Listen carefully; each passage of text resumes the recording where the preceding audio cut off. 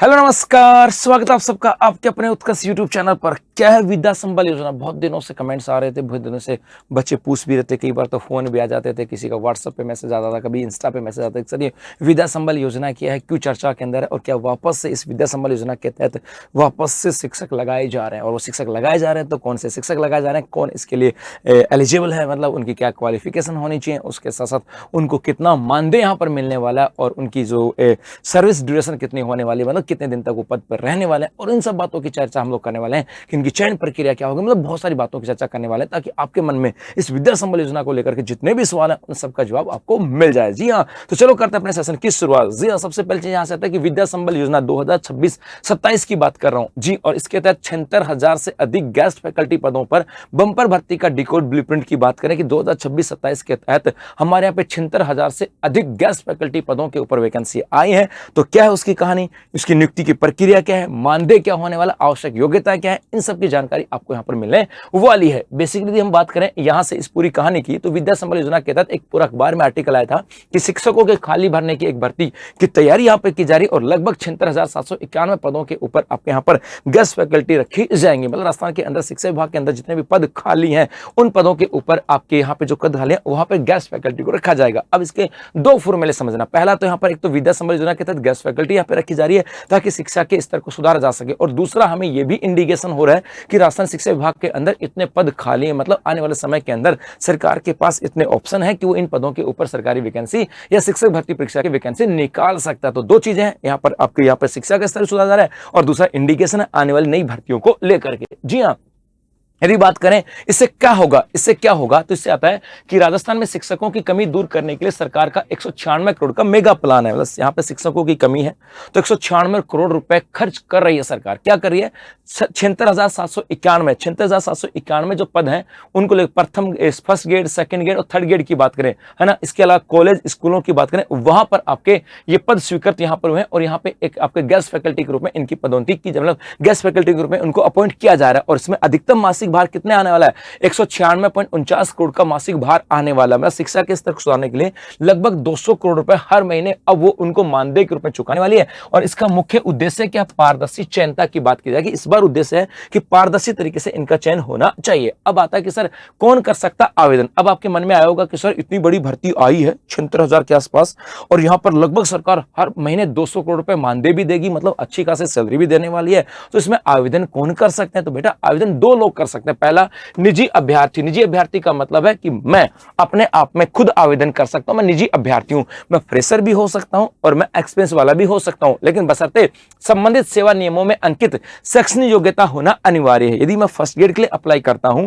तो first grade के लिए मिनिमम जो एजुकेशन क्वालिफिकेशन होनी चाहिए वो मेरे पास होनी चाहिए। जी हां, और इसके अलावा एक रिटायर्ड जो व्यक्ति होते हैं वो भी यहां पर सरकारी सेवा से रिटायर्ड हो चुके व्यक्ति भी इसमें अप्लाई कर सकते हैं, लेकिन उनके पास भी निर्धारित पद के लिए निर्धारित शैक्षणिक योग्यता होनी चाहिए। मतलब एक व्यक्ति जो फ्रेशर है या एक्सपीरियंस वाला वो भी या रिटायर्ड पर्सन भी आवेदन कर सकता है, बशर्ते उस पद के लिए काम आने वाली उस पद के लिए न्यूनतम जो एजुकेशन क्वालिफिकेशन है वो आपके पास होनी चाहिए। जी हां, अब सर इसके अंदर यहां पर पद कितने हैं, कितने पद होंगे, कौन सी कक्षा तक के होंगे और कितना मानदेय यहाँ पे दिया जाएगा? जैसे फर्स्ट ग्रेड की बात करें, ये फर्स्ट ग्रेड का है, यहाँ पे सेकंड ग्रेड का है, थर्ड ग्रेड का है, प्रयोगशाला सहायक और इंस्ट्रक्टर की बात करें, ये 5 पद यहाँ पर हैं आपके। First grade, second grade, third grade की बात करें, प्रयोगशाला सहायक और इंस्ट्रक्टर या अनुदेशक की बात करें, इन 5 पदों के ऊपर आप लोग आवेदन कर सकते हो। यहाँ पर इस फर्स्ट ग्रेड वाले 11 से 12 तक को पढ़ाएंगे, सेकंड ग्रेड वाले 9 से 10वीं तक को पढ़ाएंगे, थर्ड ग्रेड वाले 1 से 8 तक पढ़ाएंगे, और ये आपके वहां पर जो इनका काम होता है कंप्यूटर अनुदेशक वगैरह होगा, ये आपके प्रयोगशाला सहायक होगी। इनका मानदेय क्या है? जो फर्स्ट ग्रेड वाले हैं इनको 400 रुपए पर आवर, सेकंड ग्रेड वालों को 350 रुपए पर आवर, थर्ड ग्रेड वालों को 300 रुपए और बाकी को भी 300 रुपए पर आवर दिए जाएंगे। और अधिकतम मासिक वेतन क्या हो सकता है? तो अधिकतम मासिक वेतन फर्स्ट ग्रेड को 30,000 रुपए, सेकंड ग्रेड को 25,000 और बाकी सबको 21,000 का अधिकतम मासिक वेतन यहां पे दिया जाएगा। अब आता है सर उच्च शिक्षा की बात करें जिसके अंदर विश्वविद्यालय, कॉलेज और पॉलिटेक्निक के लिए निर्धारित मानदेय की बात करें। इसके अलावा ये तो स्कूलिंग शिक्षा की बात की, हायर एजुकेशन की बात करूं तो हायर एजुकेशन में आपके आ जाती कॉलेज शिक्षा, आपकी यूनिवर्सिटी, कॉलेज और पॉलिटेक्निकल कॉलेज की बात की जाती है। जैसे आप सहायक आचार्य एज ए असिस्टेंट प्रोफेसर के रूप में जाते हो तो आपको वहां पर 800 रुपए प्रति घंटा या अधिकतम मासिक वेतन होगा 45,000 रुपए। यदि आप सहचार्य एसोसिएट प्रोफेसर के रूप में आते हो तो आपको प्रति घंटा मानदेय 1,000 रुपए और अधिकतम मासिक वेतन 52,000 रुपए आपको दिए जाएंगे। और यदि आप आचार्य एज ए प्रोफेसर आप वहां पे जाते हो तो आपको पर आवर 1,200 रुपए और 60,000 रुपए प्रति माह अधिकतम आपको यहां से दिए जाएंगे। ये यहां से आ जाता है, ठीक है भाई। चलो और आगे देखें यहां से। इसके अलावा नियुक्ति की प्रक्रिया। अब आप सोच रहे होंगे सर इतनी बड़ी भर्ती है, 76,000 के आसपास गेस्ट फैकल्टी यहां पे लगाई जा रही है, इतना मानदेय यहां पे दिया जा रहा है। ये मानदेय कम नहीं है लेकिन सरकारी नहीं है, बस बशर्ते एक इतनी कंडीशन यहां पर, बल्कि मानदेय कम नहीं है। तो सर यहां से आता है कि इसकी चयन कैसे होगा। तो रिक्त पदों पर गेस्ट फैकल्टी का चयन दो तरीके से हो सकता है। पहला, एक संस्था प्रधान अपने स्तर पर करे, जैसे कोई कॉलेज की बात करें, स्कूल की बात करें, वहां का जो प्रिंसिपल है वो अपने बिहाफ के ऊपर योग्य अभ्यर्थियों को चयन कर सकता है। या दूसरा रास्ता होगा, जिला स्तरीय समिति के माध्यम से एक डिस्ट्रिक्ट कमेटी बनेगी और डिस्ट्रिक्ट कमेटी के माध्यम से वहां पर जितने भी आवेदन आएंगे उन आवेदन के अंदर से मेरिट के बिहाफ पर उनका चयन किया जाएगा। अर्थात दो तरीके से चयन यहां पर हो सकता है। जिला स्तरीय समिति के द्वारा चयन कैसे होगा, तो यहां पर सबसे पहले तो एक सार्वजनिक सूचना आएगी, एक नोटिफिकेशन आएगा अखबार में कैसे भी कि हमारे यहाँ पर विद्या संबल योजना के तहत गेस्ट फैकल्टी के लिए आवेदन आमंत्रित किए जा रहे हैं। उसके बाद में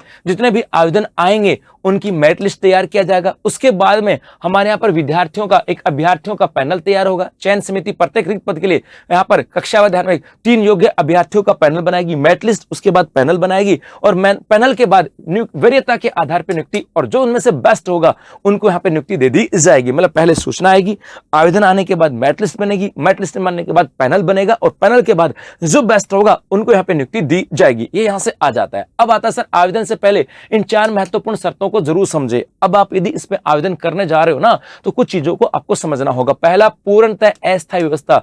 ये स्थायी व्यवस्था नहीं है। Vidya Sambal Yojana as a guest faculty, guest मतलब मेहमान के रूप में आप वहां पर फैकल्टी के रूप में जा रहे हो, आप वहां पर स्थायी फैकल्टी के रूप में नहीं जा रहे हो। ये नियुक्ति केवल एक शैक्षणिक सत्र के लिए है साहब। जी हाँ, स्वतः समाप्ति की बात करें, यदि पद पर किसी नियमित शिक्षक की नियुक्ति हो जाती तो गेस्ट फैकल्टी की सेवाएं उसी समय स्वतः समाप्त मान ली जाएंगी। सपोज करो आप किसी कॉलेज में लग गए, किसी स्कूल में लगे एज ए फर्स्ट ग्रेड या सेकंड ग्रेड, और वहां पर 6 महीने के बाद या 3 महीने के बाद वहां पर आपके सब्जेक्ट की स्थायी फैकल्टी आ गई तो आपकी सेवाएं वहां पर समाप्त हो जाएंगी। इसके अलावा शपथ पत्र अनिवार्य है कि सेवा शुरू करने से पहले चयनित अभ्यर्थियों को विभाग के द्वारा निर्धारित शर्तों का एक औपचारिक शपथ पत्र देना होता है, जिसके तहत कहा होता है कि मैं कभी इसके आधार पर यह डिमांड नहीं रख सकता कि मैंने पढ़ाया था तो मुझे नियुक्ति दी जाए। मतलब उनसे कहा जाएगा और कभी भी सेवा समाप्त हो सकती है। इन सब चीजों को लेकर के और सत्यापन के बाद भुगतान और गेस्ट फैकल्टी के कार्य की मॉनिटरिंग की जाएगी। संतोषजनक कार्य समापन के बाद ही उसको भुगतान किया जाएगा। ये चीजें आपको ध्यान में रखना है। उसके साथ यहां पर आता है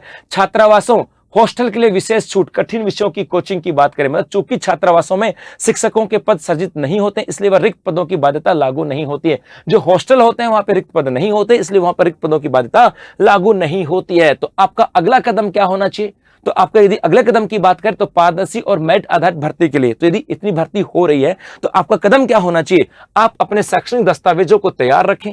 10वीं 12वीं कॉलेज, बीएड, बीएसटीसी जो भी आपके पास है, पीएचडी जो भी आपके पास है उनको अपडेट रखें। जैसे ही आपका सार्वजनिक नोटिफिकेशन आएगा आपको वहां पे फॉर्म सबमिट करना होगा। उसके बाद में तय करें कि आप किस पद के लिए आवेदन कर रहे हैं। आप first grade, second grade, third grade, instructor या लैब असिस्टेंट, या फिर कॉलेज या यूनिवर्सिटी में किसी असिस्टेंट प्रोफेसर, एसोसिएट प्रोफेसर या प्रोफेसर के लिए अप्लाई कर रहे हैं। ये आपको निर्धारित करना होगा क्योंकि आपके पास जो शैक्षणिक योग्यता है वो उस क्राइटेरिया के अनुसार होनी चाहिए। और उसके बाद में अपने जिले के नोडल अधिकारी या जिला कलेक्टर कार्यालय या स्थानीय स्कूलों के नोटिस बोर्ड पर सार्वजनिक सूचना पर नजर रखें। और कई बार ऐसा होता है कि सर यहां पर जिला कलेक्टर के द्वारा ये नोटिफिकेशन न्यूज़पेपर में भी आ सकता है, जरूरी नहीं वहां पर आए, जिला कलेक्टर मुख्यालय पर भी आ सकता है, या फिर आपके आसपास की जो गवर्नमेंट स्कूल है वहां पर भी आ सकता है। तो यदि आप भी राजस्थान में शिक्षक बनने का सपना देख रहे हो तो आप तैयारी तो कर रहे होंगे, लेकिन उस तैयारी के दौर में यदि आप चाहो कि सर एक ऐसा अनुभव हमें मिले ताकि हम वहां पर काम भी कर सके, तो विद्या संबल योजना इज द बेस्ट है। वहां पर आपको गेस्ट फैकल्टी के रूप में आपको मौका दिया जाएगा जहां पर आप अपनी शिक्षा का उपयोग भी कर सकते हो